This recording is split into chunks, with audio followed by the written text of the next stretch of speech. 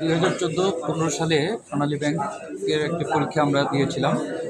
সেখানে আপনার 1436 জনের মতো নিয়োগ দেওয়া হয়েছিল। পরবর্তীতে প্যানেলের মাধ্যমে নেওয়ার কথা ছিল, কিন্তু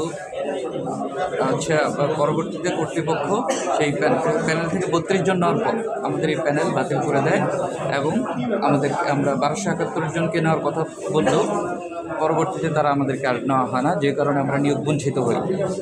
এরপরে আমরা আদালতে হাইকোর্টের শরণাপন্ন হই। আমাদেরকে নিয়োগ দেওয়ার কথা বললেও পরবর্তীতে রাষ্ট্রপক্ষের ব্যারিস্টার ফজলে তাপস আমাদের বিপক্ষে যান এবং আমাদেরকে আমাদের এই নিয়োগটা বাতিল বলে গণ্য করেন এবং 2016 সালে তারা আবার নতুন ব্যাংকার সিলেকশন কমিটির মাধ্যমে আবার পরীক্ষা নেওয়া শুরু করেন, যার দরুন আমরা এই নিয়োগ পাই এবং আমরা বঞ্চিত।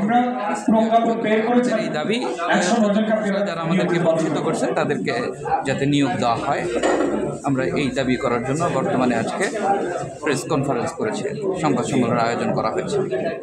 সংক্ষেপে